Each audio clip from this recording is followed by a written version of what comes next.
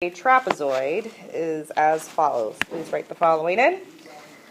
It still is a quadrilateral. It still has four sides. So a quadrilateral with exactly one pair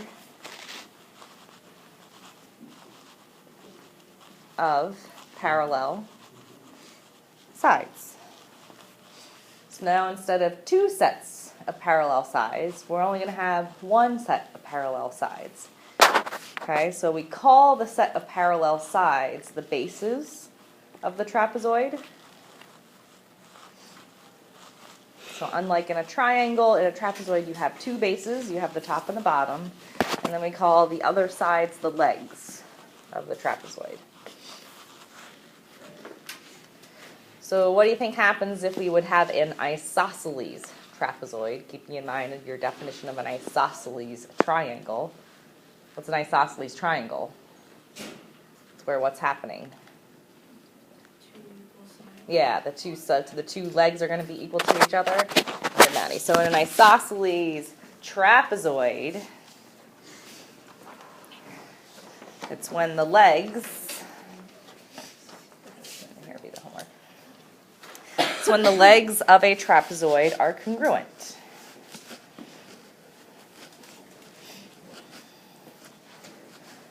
So trapezoids are trapezoids.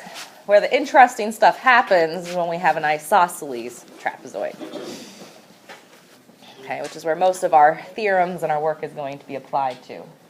So for our first theorem, we will know if a trapezoid is isosceles, then each pair of base angles is congruent.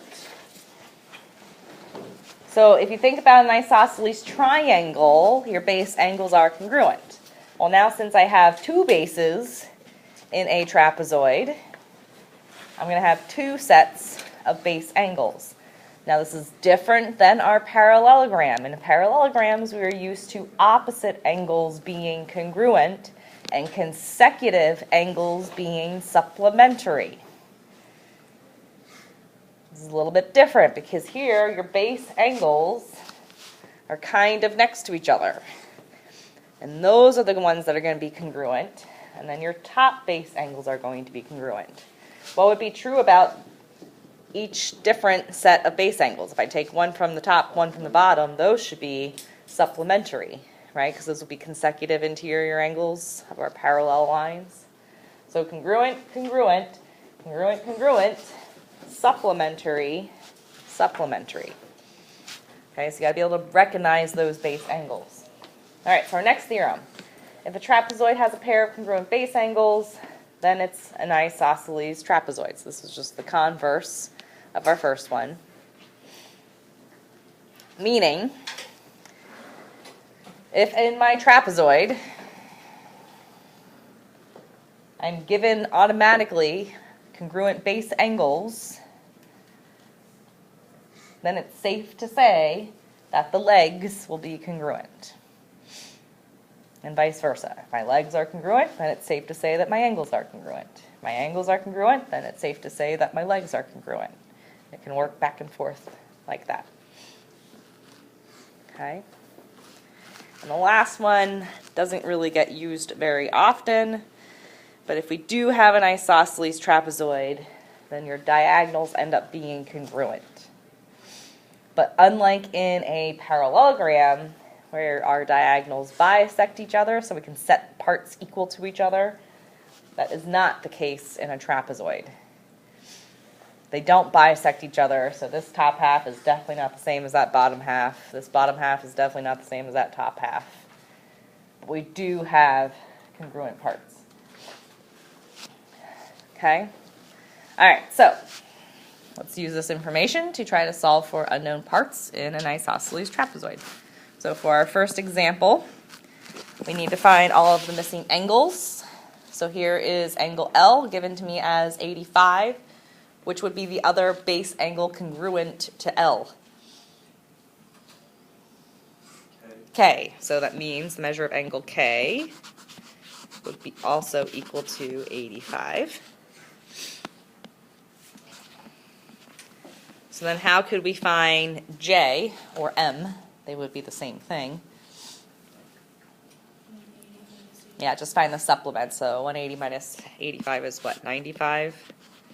So angle J, so the measure of angle J is equal to 95 degrees, which would also mean that the measure of angle M equals 95 degrees.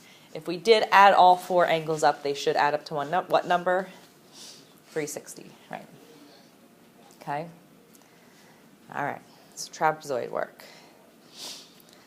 Another thing that happens inside of a trapezoid is a mid-segment. So do you guys quickly remember what a mid-segment was in a triangle?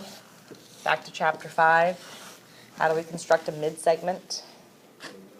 We find the middle, the midpoint of two sides, and then connect, right? And what was true about the mid-segment? If this was 2, what was this? 4. It was double that, and it was also parallel to the third side. Right? So, if this is 4, and I chop off the top part of my triangle and find the mid-segment here, any guesses on what you think the middle of 2 and 4 would be? 3, right? 2 plus 4 is 6. Half of 6 is 3. So, for your mid-segment for a trapezoid, it's the segment that connects the midpoint of the legs.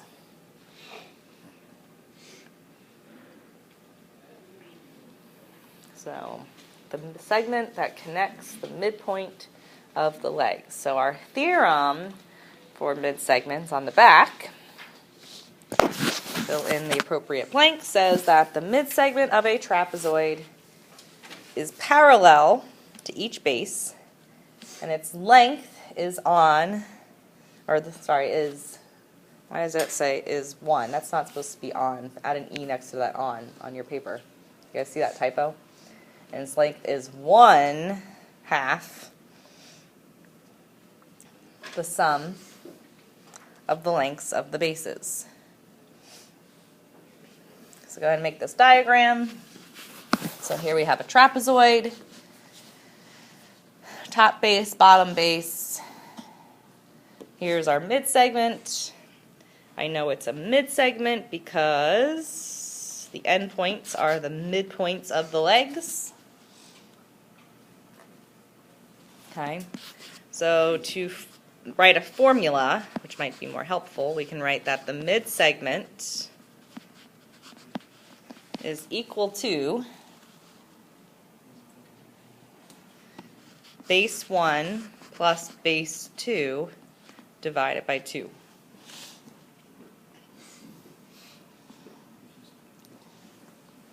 So all we're doing is adding our bases and dividing by 2.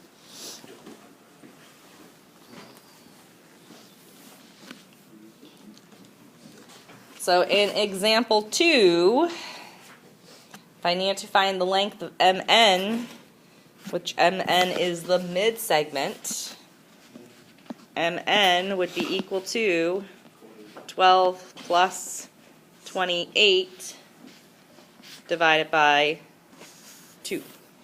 So what is that? Yeah, so we get 40 divided by 2, so 20. So MN is equal to 20.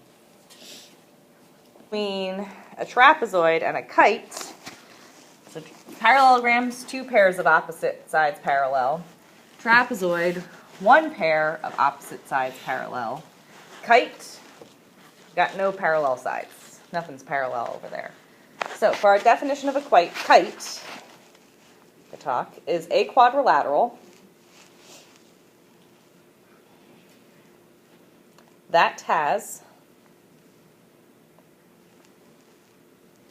2 pairs of consecutive, congruent sides. So consecutive means what again? right next to each other, right? So if you kind of look at this height, you can kind of tell which ones are the congruent sides. So this side here is congruent to this side here. They're next to each other. That's one pair. The other pair would be the longer sides over here. So your consecutive sides are the ones that end up being congruent to each other, not opposite sides. Opposite sides are definitely not congruent in a kite. Okay, so then we've got two theorems about kites. First one says, if a quadrilateral is a kite, then its diagonals are perpendicular. Yeah, so again, we're going to have right triangles again, where we can either use the Pythagorean theorem, or we can use trig to solve for unknown parts. Okay. And if you do notice, you do get one bisection. Notice how my shorter leg, or my shorter diagonal, appears to be bisected, and it is. So this top half would be the same as this bottom half, but it is not the case with the long one. That is definitely not the same length as that part. Okay, so kind of just use judgment calls of, that definitely does not look like it is the same. And the last one, it's already there written for you. If a quadrilateral is a kite, then exactly one pair of opposite angles are congruent. So the other one, those two are not? Correct, they are not. And the place where your opposite angles are going to be congruent is the angle included between the non-congruent sides. So notice how this has one tick mark, this has two tick marks. The included angle between those two sides is the one that's congruent. This top one is definitely not the same. This definitely looks a lot skinnier than that front one. So you're only going to have one pair of opposite sides congruent. And they're the ones that occur in between the two non-congruent sides. All right, so let's finish with this last example here. We need to find the measure of angle D. All right, well, what's true about D and F? They should both be the same, right? So if I kind of put an X here and an X here, I know that all four of those should add up to what?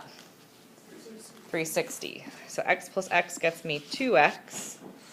124 plus 80 is 204 equals 360. Subtract 204 from both sides. Gets me 2x is equal to, is that 156? Yeah, 156. So half of that, so 2 goes into 1578. Yeah, because that'd be 16, right? So x is equal to 78. All right. And there may be one other problem on here for kites, so I'm just going to kind of add on to this problem here quickly, if you guys don't mind, just so that you can do this. Go ahead and sketch in the diagonals quickly.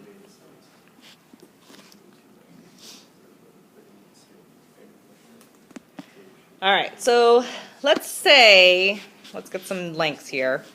I don't know, that looks like 10, that looks like 10, that looks like 6, this looks like, I don't know, what, 15? Just making up some numbers. You would have went with 13? All right, if you wanted to find the perimeter of your kite, what would you do to solve for this diagonal of ED? Couldn't just use the Pythagorean theorem? A squared plus B squared equals C squared, right? So to get ED, we would do 10 squared plus 6 squared equals X squared. So 10 squared is 100, 6 squared is 36. Adding that gets me 136 equals X squared. Undoing a square, we take the square root. Perfect square that goes into 136. Looks like it's going to be 4 and 34. So what does that simplify to? 2 square roots of 34. So if ED is 2 square roots of 34, what would be EF? The same thing. Good, so 2 square roots of 34. And then how would we find GF or DG? Could be the same. We just do the same thing. 10 squared plus 15 squared equals x squared. 100 plus 225 equals x squared. 325. How's that going to simplify for us? 25 and 13. So that would be 5 square roots of 13.